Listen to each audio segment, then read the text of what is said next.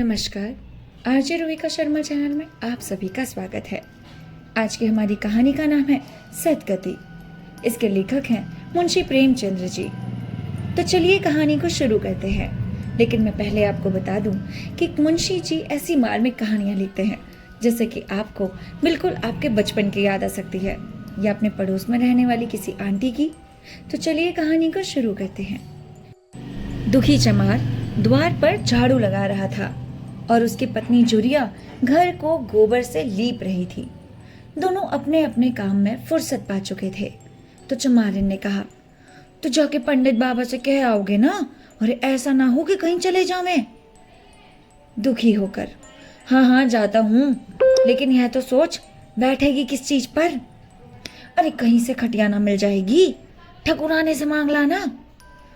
तू भी कभी कभी ऐसी बातें कह देती है कि देह जल जाती है। ठकुराने वाले मुझे खटिया देंगे? आग तक तो घर से निकलती नहीं, खटिया देंगे क्या? थाने में जाकर एक लोटा पानी मांग लूं तो ना मिले, भला खटिया कौन देगा? हमारे ऊपले सेंठे भूसा लकड़ी थोड़ी ही है जो चाहे उठा ले जाए। ले अपनी खटोली, हाँ धोकर रख दे। गर्मी के 2 दिन आते हैं, उनके आते आते सूख जाएगी। वे हमारी खटोली पर बैठेंगे ही नहीं, देखते नहीं कितने नेम धर्म से रहते हैं। कह देंगे ये तो बड़ी बेकार है। दुखी ने जरा चिंतित होकर कहा, हाँ यह बात तो है।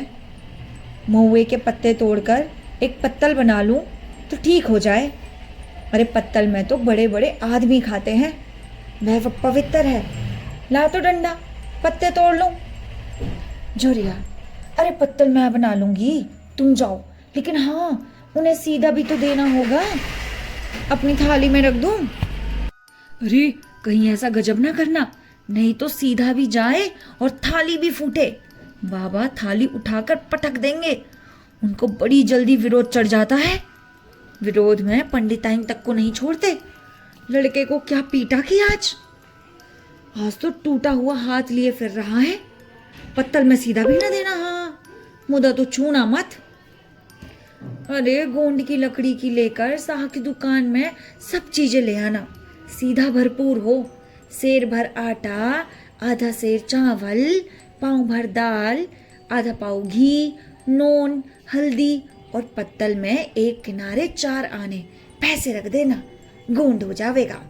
और गोंड की लकड़ी न मिले तो भुर्जिन के हाथ पैर जोड़ लेना, तो कुछ छूना मत, नहीं गजब हो जाएगा।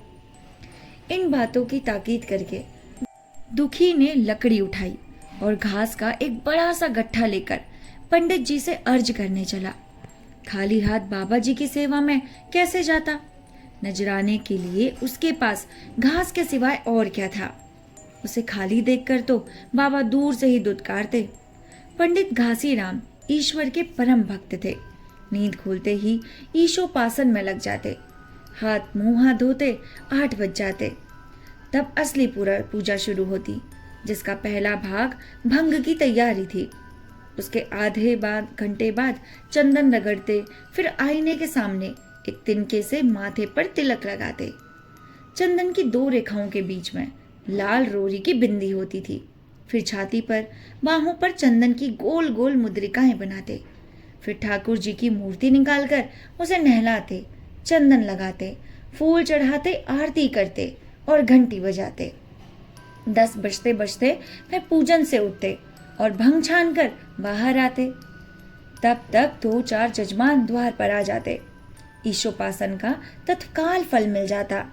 वही उनकी खेती थी। आज वह पूजन गृह से निकले तो देखा दुखी चमार घास का एक गट्ठा लिए बैठा है। उन्हें दुखी देखते हुए वह उठ खड़ा हुआ और उन्हें साष्टांग दंडवत प्रणाम करके दुखी हाथ बाहर करके खड़ा हो गया। यह तेजस्वी मूर्ति देखकर उसका हृदय श्रद्धा से परिपूर्ण हो गया। कितनी दिव्य मूर्ति थी। छोटा सा गोल मटोल आदमी, चिकना सर, फूले बाल, ब्रह्म तेज की प्रदीप्त आंखें, रोरी और चंदन देवताओं की प्रतिभा प्रदान कर रहा था। दुखी को देखकर श्रीमुख से बोले, आज कैसे चला रे दुखिया? दुखी ने सर झुकाकर कहा, बिटिया की सगाई कर रहा हूँ महाराज। कुछ साइत सगुन विचारना है। कब मर्जी होगी? आज मुझे छुट्टी नहीं। हाँ, सांझ तक आ जाऊंगा। नहीं महाराज, जल्दी मर्जी हो जाए। सब सामान ठीक कर आया हूँ। ये घास कहाँ रख दूँ? इस गाय के सामने डाल दे और जरा झाड़ू लेकर द्वार तो साफ कर दे। यह बैठक भी कई दिन से लिपी नहीं गई है, उसे भी गोपर से लीप दे। तब तक मैं भोजन कर लेता हूँ, फिर जरा आराम करके चलूंगा। हाँ, ये लकड़ी भी चीर देना। खलिहान में 4 खांची भूसा पड़ा है, उसे भी उठा लाना और भुसौली में रख देना। दुखी फौरन हुक्म की तालीम करने लगा। द्वार पर झाड़ू लगाई, बैठक की गोबर से लीपा। तब 11 बज गए। पंडित जी भोजन करने चले गए। दुखी ने सुबह से कुछ नहीं खाया था, उसे भी जोर की भूख लगी थी, पर वहां खाने को क्या रखा था? घर यहां से मील भर था, वहां खाने चला गया तो पंडित जी बिगड़ जाएंगे। बेचारे ने भूख दबाई और लकड़ी फाड़ने लगा। लकड़ी की मोटी सी गांठ थी, जिस पर पहले कितने ही भक्तों ने अपना जोर आजमा लिया था। वह उसी दमखम के साथ लोहे से लोहा लेने को तैयार था। दुखी घास छील कर बाजार ले जाता। लकड़ी चीरने का उसे अभ्यास न था। घास उसने खुरपे के सामने सिर झुका देती थी और यह कस कस कर कुल्हाड़ी का भरपूर हाथ लगाता, पर उस गांठ पर निशान तक ना पड़ता था। कुल्हाड़ी उचट जाती, पसीने में तर था, हाफता था, थक कर बैठ जाता था और फिर उठता था। हाथ उठाए ना उठते थे, पांव कांप रहे थे, कमर ना सीधी होती थी, आंखों तले अंधेरा हो रहा था, सर में चक्कर आ रहे थे, तितलियां उड़ रही थी, फिर भी अपना काम किए जाता। अगर एक चिलम तंबाकू पीने को मिल जाती तो शायद कुछ ताकत आती। उसने सोचा, यहाँ चिलम और तंबाकू कहाँ मिलेगी? ब्राह्मणों का पूरा है। ब्राह्मण लोग हम नीच जातों की तरह तंबाकू थोड़ी पीते हैं। सहसा उसे याद आया कि गांव में एक गोंड भी रहता है, उसके यहाँ जरूर चिलम तंबाकू होगी। तुरंत उसके घर दौड़ा। खैर, मेहनत सफल हुई। उसने तंबाकू भी दी और चिलम भी दी, पर आग वहां न थी। दुखी ने कहा, आग की चिंता ना करो भाई, मैं जाता हूँ, पंडित जी के घर से आग मांग लूंगा। वहां तो अभी रसोई बन रही थी। यह कहता हुआ वो दोनों चीजें लेकर चला गया। उसे क्या पता था कि पंडित जी और उसकी बीवी बरोठे में बैठी होंगी। अब जब वह पंडित जी के घर पहुंचा तो रसोई बन रही थी। पंडित जी के घर में बैरोठों के द्वार पर खड़ा होकर बोला, मालिक, रची के आग मिल जाएगी तो चिलम पी ले। पंडित जी भोजन कर रहे हैं। पंडिताइन ने पूछा, यह कौन आदमी आग मांग रहा है? पंडित, अरे वही ससुरा दुखिया चमार है। कहाँ है? थोड़ी सी लकड़ी चीर दे। आग है तो दे दो। पंडिताइन ने भावे चढ़ाकर कहा, तुम्हें तो जैसे पोथी पत्रों के फेर से करम धर्म किसी बात की सुधी नहीं रही। चमार हो, धोबी हो, पासी हो, मुंह उठाए घर में चले आए। हिंदू का घर ना हुआ कोई सराय हुई, कह दो दाढ़ी जार से चला जाए, नहीं तो इस लठुए से मुंह झुलस दूंगी। आग मांगने चले हैं। पंडित जी उन्हें समझा कर कहा, अरे भीतर आ गया तो क्या हुआ?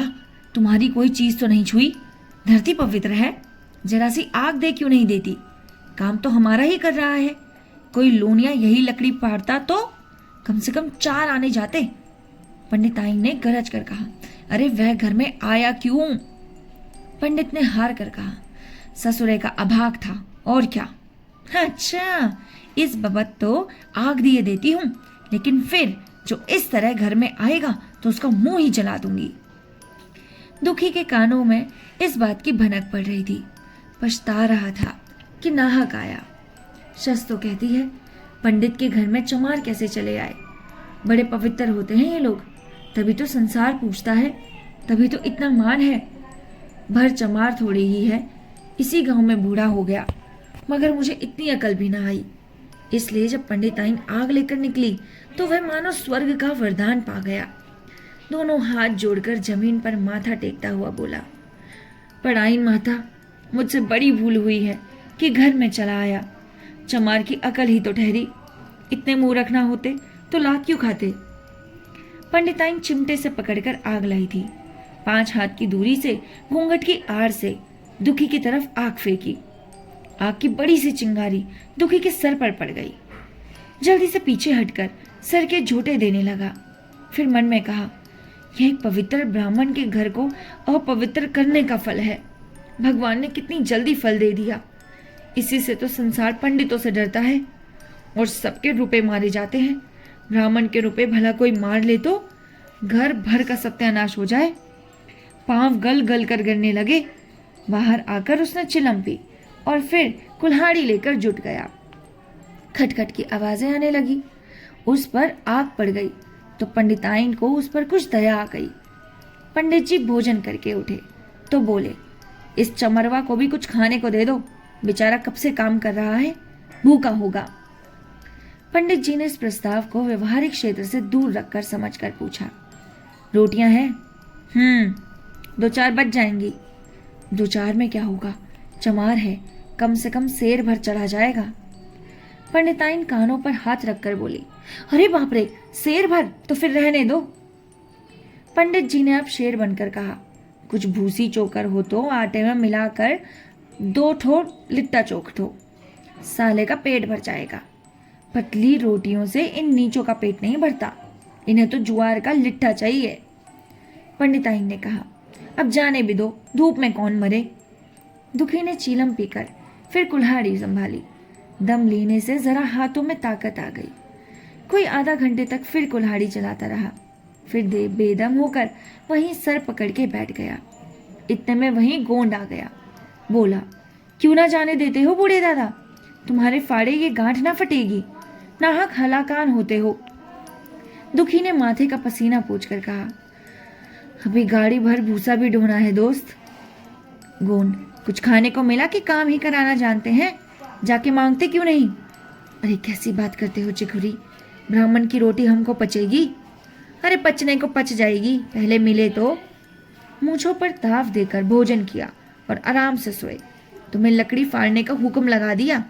जमींदार भी कुछ खाने को देता है, हाकिम भी बेकार लेता है, तो थोड़ी बहुत मजदूरी मिलती है। यह उनसे भी बढ़ गए, उस पर धर्मात्मा बनते हैं।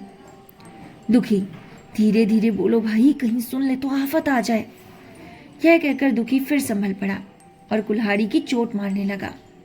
चुखरी को उस पर दया आई, आकर कुल्हाड़ी उसके हाथ से छीन ली। कोई आधा घंटे खूब कस कस कर कुल्हाड़ी चढ़ाई, पर गांठ में दरार भी ना पड़ी। तब उसने कुल्हाड़ी फेंक दी और यह कहकर चला गया कि तुम्हारे फाड़े ना फटेगी, जान भले निकल जाए।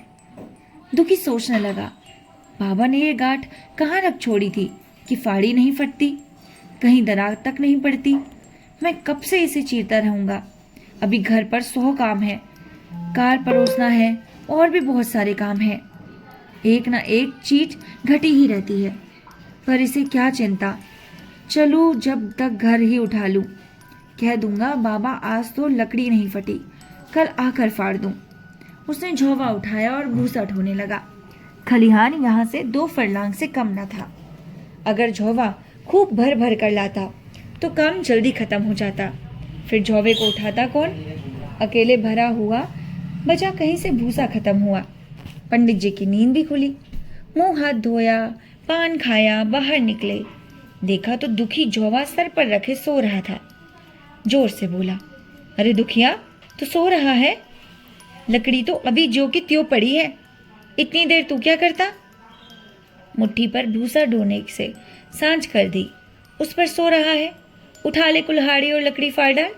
तुझे जरा सी लकड़ी नहीं फटती, फिर साइत वैसी ही निकलेगी। मुझे दोष मत देना। इसी से कहा है कि नीच के घर में खाने को हुआ और उसकी आंखें बंद गई। दुखी ने फिर कुल्हाड़ी उठाई। जो बातें पहले से सोच रखी थी वह सब भूल गई। पेट पीठ में धंसा जाता था।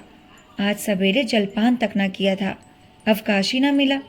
उतना ही पहाड़ मालूम होता था। जी डूबा जाता था, पर दिल को समझा कर उठा। पंडित हैं, कहीं साई ठीक ना विचारे तो फिर सत्यानाशी हो जाए।